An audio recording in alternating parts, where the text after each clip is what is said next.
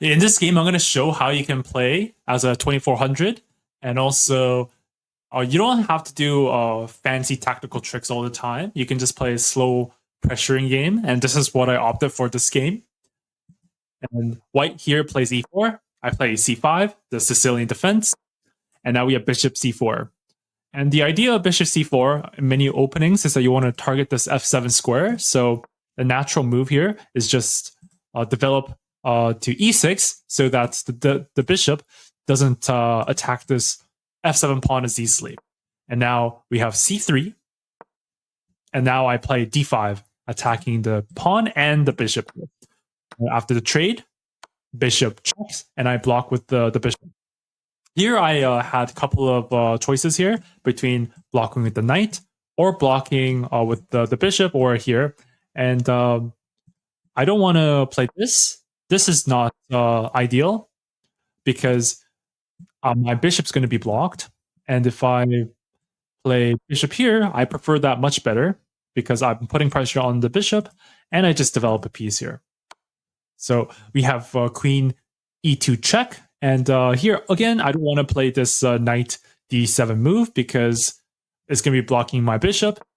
And so I blocked with my bishop in this game. And I have the flexibility of playing knight f6. And now white develops to f3, and I develop to f6. Castle. And of course, if I don't castle here, we're going to get rook e1, and that's going to put pressure on my bishop, and I don't want that. So I just castle in this position. Now white captures, and you can capture with the queen or the knight, but I opt for the knight development here.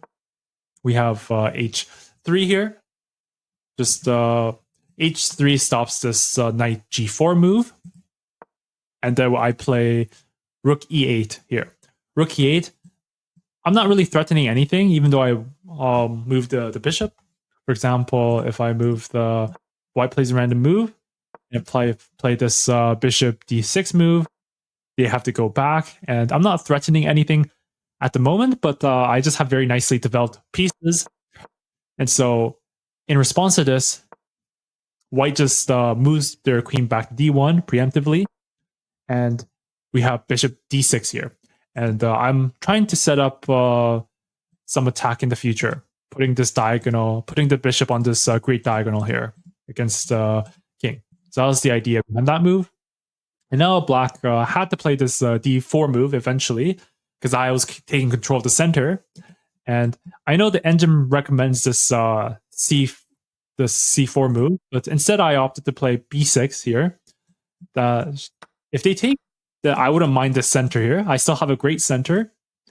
And I have some open squares for my knight to go to the center. And yeah. So after b6 here, white plays knight a3. And this might seem like a slow game or a slow maneuver here, but this bishop is one of my strongest pieces in the game. It controls this very important diagonal. It's stopping this bishop from developing. I'm taking control of this square. If the knight goes here, then I can trade and just be up a pawn, or with the bishop or with the knight as well. So even if they develop another piece, so this is a very important piece.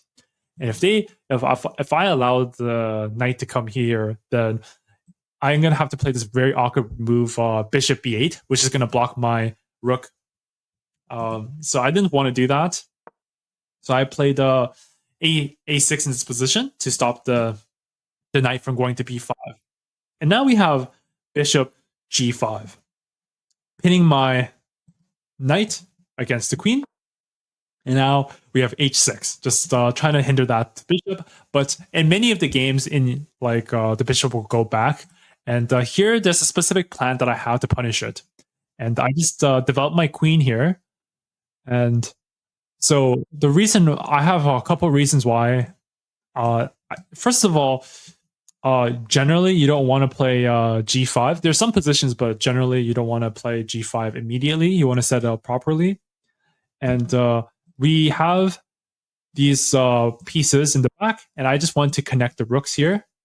And also, I'll put more pressure on the diagonal here. And I'm going to show why this is kind of significant.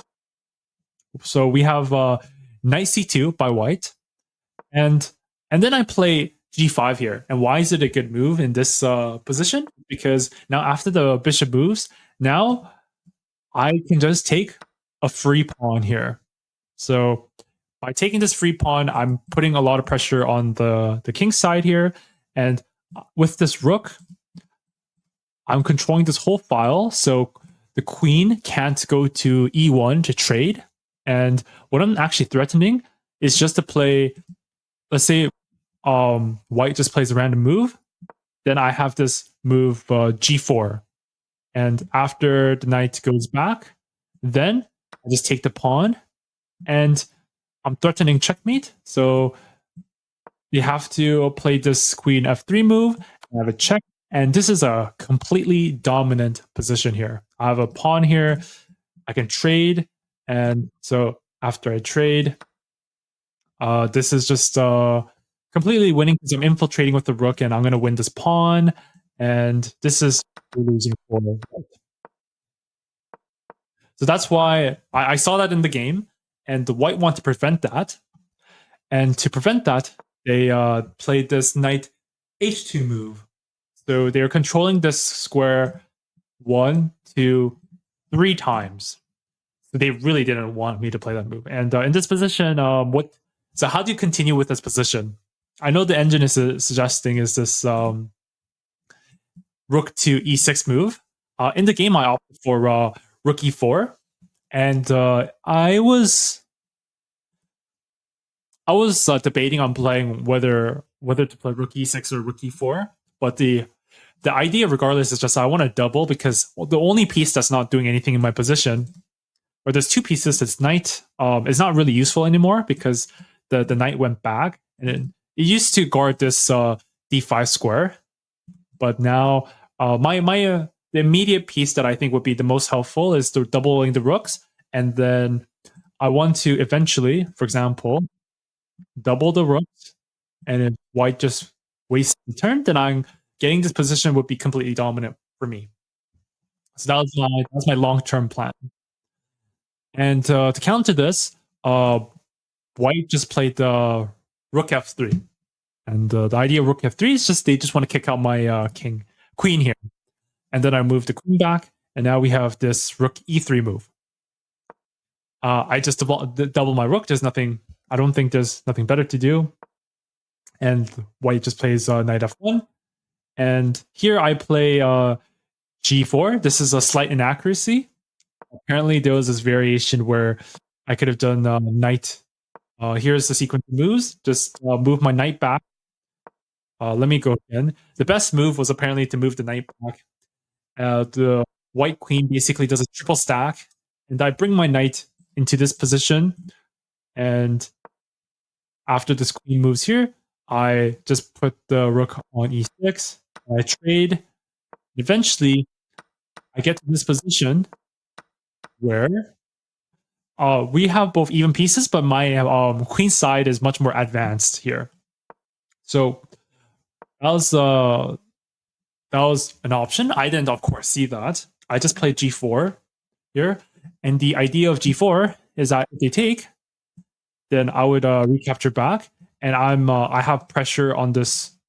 I have pressure here, pressure on this h2 square, and so if, for example, if white wastes a turn here, I would capture here, or sorry, capture here, and just get this very dominant position where now I can bring the rook into the game, and yeah, that's what I wanted. But instead, they played this h4 move. So after this, after I pushed g4, they played h4 here, and and then I played queen f4 here. And the idea of queen f4 is that I want to push g3 and then try to pressure on the f2 square. And now it looks like white is starting to defend by pushing out my pieces here, but this is exactly what I want. And how do you kind of continue from this position. I don't want to ever trade the rooks here because I'm going to lose my attack, and I think I have a good control of the e file. Yeah, so I have good control of the e file here, and so White plays this queen d2 move, and they just want to probably get the queen into just f3 or sorry f2 or g2 here, just to protect the king side a little bit better. And now I played this knight h5 move. Knight h5 just putting more pressure here. I know it's defended by 2 pieces, but in the future, if I were to trade, then I could take a pawn. So for example, White wastes a turn, then I was thinking something like this. Then in this position, I just won a pawn. I'm just up 2 pawns, and this is completely winning. So that's why I played this knight h5 move. And so White decides to play g2, and I play f5 in this position, just solidifying my rook. But also, I'm trying to play f4 to open the king side. Black takes the pawn, I take, and then here there's a couple moves, but White plays rook d1, and I just protected it. I know this is inaccuracy, but I think it's better to be solid if you just want to play a nice pressuring game and not be too tactical. The reason why it's an inaccuracy is because they recommend playing this f4 move immediately and after takes. And the reason why I didn't play this immediately is because after takes and takes, I didn't like the fact that they would just take my pawn, but I didn't. I kind of underestimated this idea.